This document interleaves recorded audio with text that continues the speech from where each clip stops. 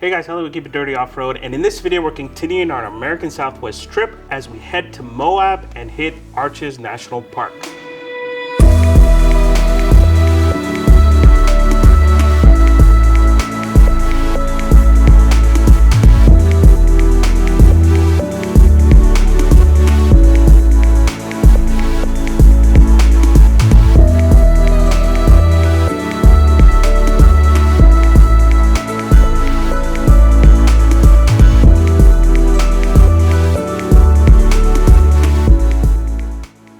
After visiting Monument Valley and Valley of the Gods, we headed north to Moab.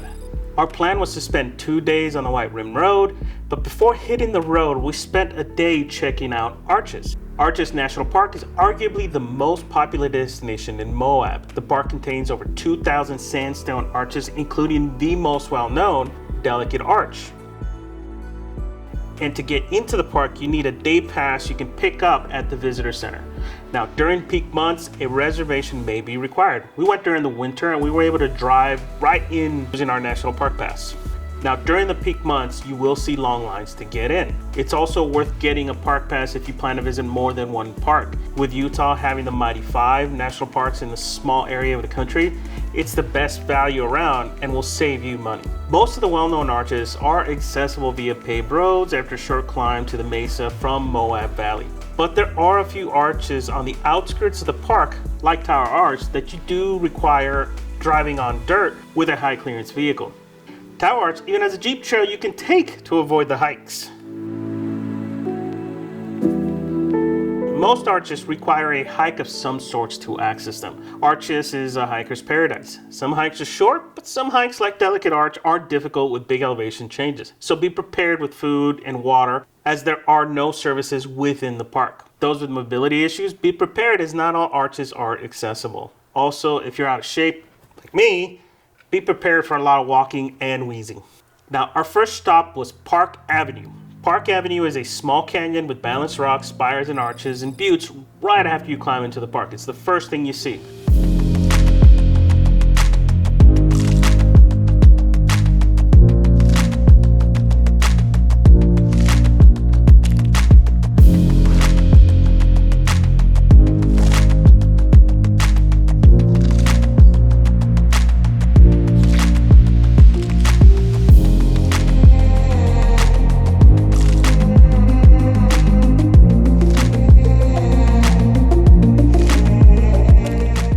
There's also a great view of the LaSalle Mountains from here.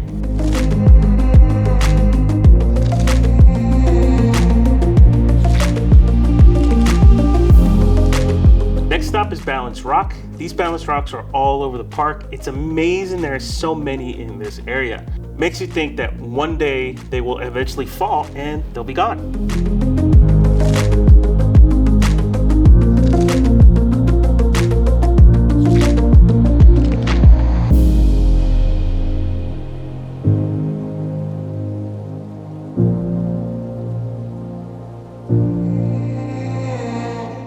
Next up is Double Arch. There are a few arches to view in this area of the park, like North Window Arch,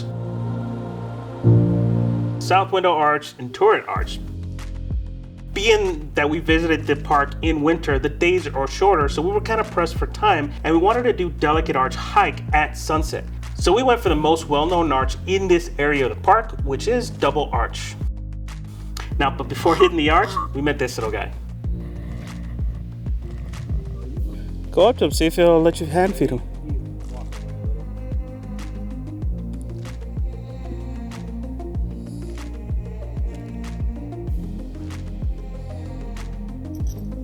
Put it at the end.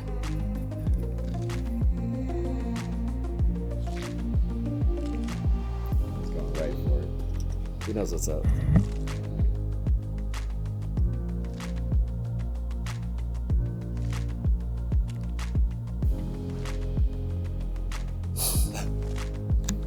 He was definitely growing accustomed to people, but not trusting enough to let you feed him by hand. After we started our quick hike to Double Arch, my dash cam actually caught him scavenging. He was inspecting the bed of my truck for any food or any stuff that he could use. Smart little guy. In pictures and from a distance, it's hard to really grasp how big Double Arch is. It's massive.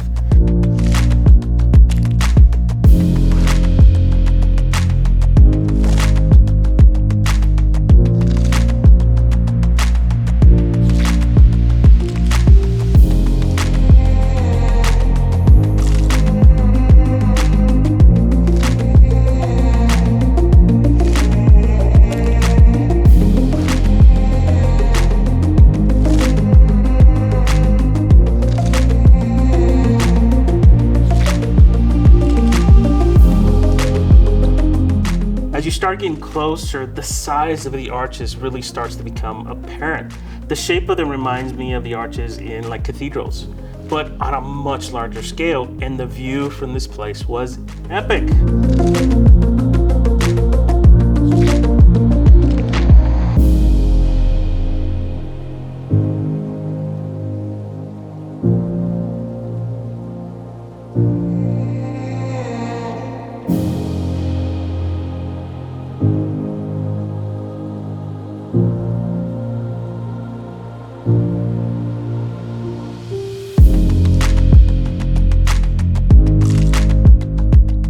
It's also really interesting the way these were carved. It's basically sand, pebbles, rain, and flood water that carved them. Water floods into the small ponds and move the pebbles and sand slowly, carving and sanding away a tiny little bit at a time. And after a millennia of slowly cutting through, the arches are eventually formed.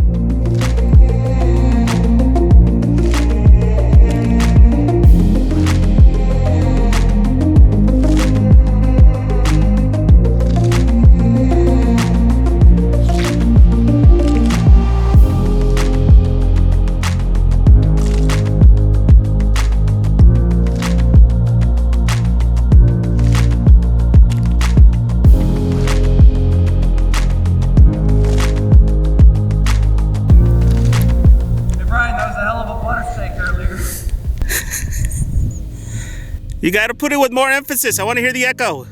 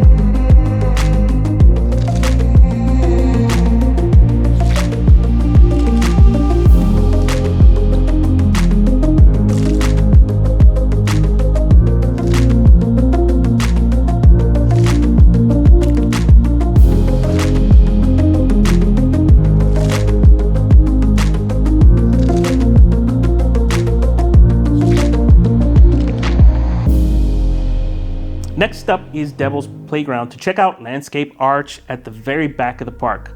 On the drive in, you get a view of Skyline Arch from the road.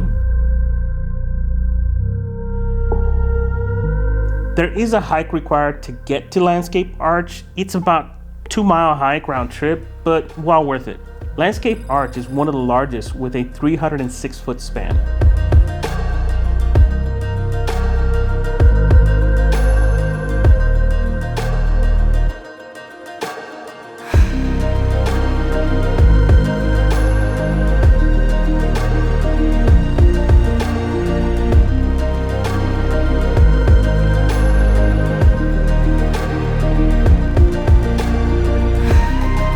It's also one of the most fragile arches in the park and will completely collapse soon. You used to actually be able to walk right up to it. Some would even walk over it. But in 1991, a large 60-foot section peeled away after centuries of water and ice carving through it. There are noticeable cracks on the arch today, so soon this arch will be gone, and that's why the area is blocked off now and you have to see it from a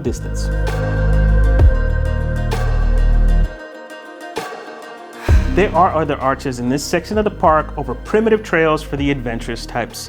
I'm way too out of shape for that, so I checked out Landscape Arch and started heading back to quickly drive to Delicate Arch to do the main hike and be at the top for sunset.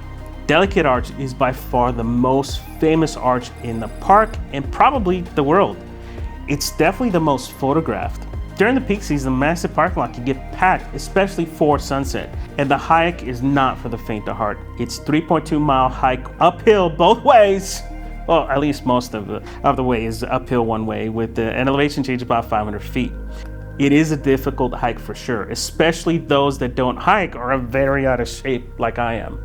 During the summer months, it can also be a dangerous hike, so make sure you plan accordingly based on when you visit. Gotta go up there. Wish me luck.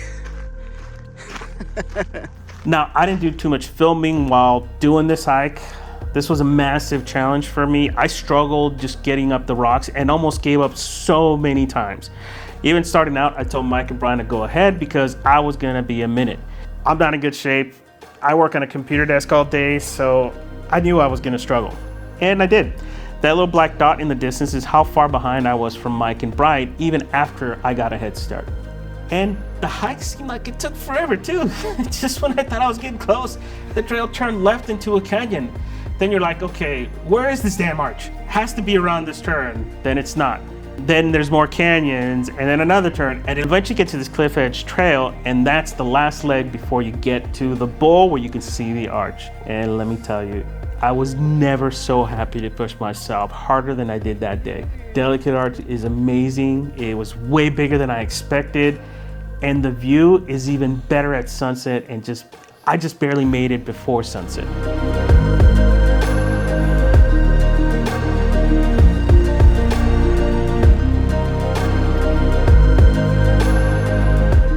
Brian and Mike were already there and had their spots picked out. Mike was set up for arch pictures, and then Brian got this epic time lapse of sunset at Delicate Arch.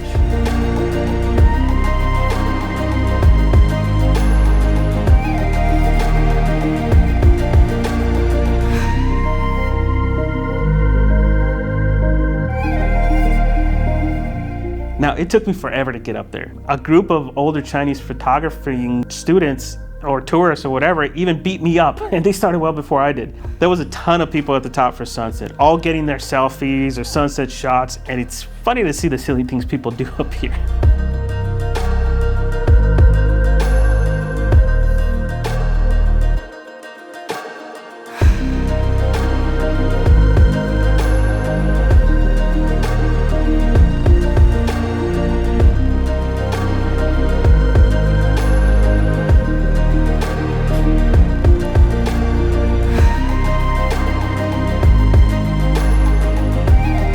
But the pics really don't do this place justice. This is a must visit in person, and even though I was wheezing hard, I am so glad I made this hike. Did not think I could do it.